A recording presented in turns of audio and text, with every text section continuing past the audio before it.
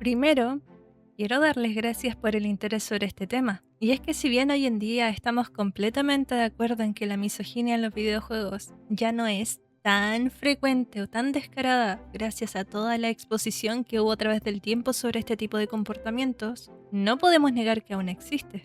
Así que para iniciar, hagamos un repaso del antes a la hora. Y es que yo viví esta transición del trato a la mujer en los juegos. Comencé a jugar videojuegos por ahí a mis 9 años gracias a mis primos, y me integré al mundo online por aquellas fechas donde estaba de moda jugar el Counter-Strike 1.6. En aquellos tiempos, la industria de los videojuegos en su mayoría estaba plagada de hombres. Era extremadamente raro encontrarte mujeres jugando, y cuando las había, las acosaban de inicio a fin. Las mandaban a la cocina, las mandaban a limpiar, las mandaban a hacer un sándwich. Ese típico comentario virgo que te puedes esperar de un tontito, ¿no? Bueno, como en esos tiempos yo también me quería unir a este mundo, pero no quería recibir ese tipo de acoso, decidí unirme a una partida de Counter con mis compañeros de curso, pero usando un nombre con el que poder pasar bajo perfil. Fue así como mi primer nick para jugar online fue Bob Toronja. A partir de ahí jugaba normal, me trataban como un integrante más, me pasaba horas viciando en el Counter y nunca nadie supo que detrás de ese nick estaba yo, una niña.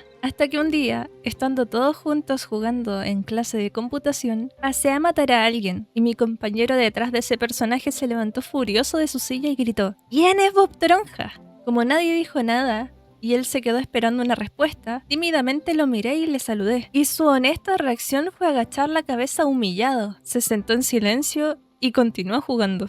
En ese momento yo pensé, bueno, no pasó nada. Pero poco a poco me volví el blanco de algunos de mis compañeros. No voy a mentir, yo era buenísima jugando Counter. De hecho, por ahí me etiquetaron en algún meme que estaré dejando en pantalla si lo pillo. Y era esa la razón por la que era aún más humillante para la mayoría de con quienes jugaba. Porque ¿cómo te iba a ganar una niña?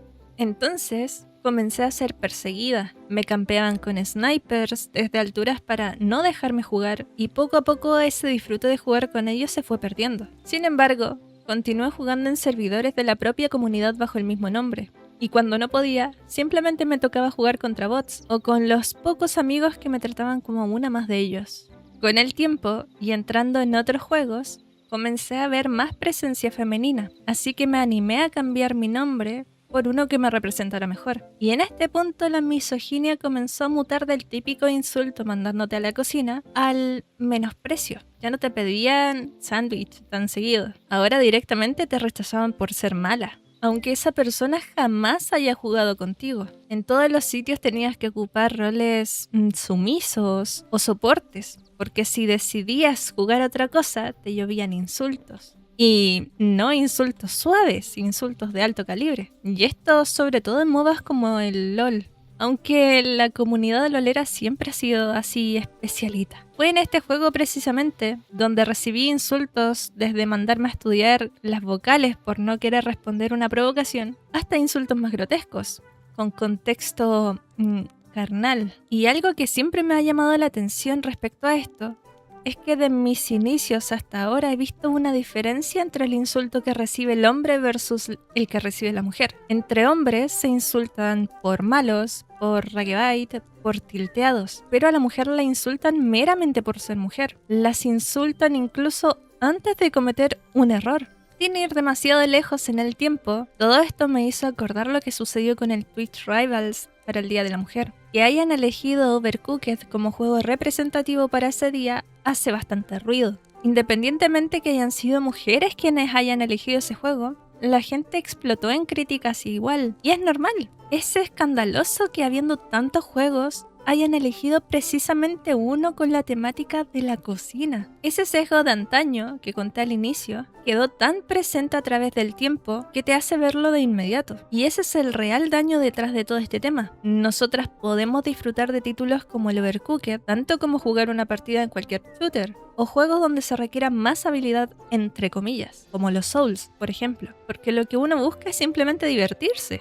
Pero eso no es todo, porque hay otro tipo de insulto hacia la mujer sin groserías de por medio. Y con esto me refiero al típico comentario de tú conseguiste esto por ser mujer, o para ti es fácil porque eres mujer. Eso aunque suene inofensivo, es menospreciar el esfuerzo que la mujer haya puesto en conseguir algo. Esto lo vi mucho en juegos tipo RPG, donde puedes ir subiendo de nivel y consiguiendo cositas en el camino. Normalmente, en este tipo de juegos hay cosas raras o caras, y el seguro te lo regalaron o es que a ti te ayudan, además de ser patético por la clara envidia que transmiten este tipo de pensamientos, es un poco peligroso también porque da pie a que otros hombres finjan ser mujeres y se aprovechan de este factor, manchando nuestra imagen y haciendo que esto sea un bucle infinito. Sin embargo, y casi que contradiciendo todo lo que he dicho hasta ahora, el no vernos de forma competitiva y todo lo que esto conlleva también es malo. A pesar de que he dicho que insultarnos no está bien, el cuestionar nuestras habilidades o dudar de la procedencia de los objetos conseguidos en los juegos es válido. Es válido cuando estás viendo a la mujer jugar y que claramente le falte talento para el asunto. Es válido también cuando sin ningún tipo de esfuerzo o intercambio, la mujer deja que le den todo en bandeja de plata. Lo que no es válido es cuestionar esto bajo la justificación de que es todo por ser mujeres. Y es una lástima porque la misoginia que había hacia las mujeres antiguamente no desapareció, solo mutó.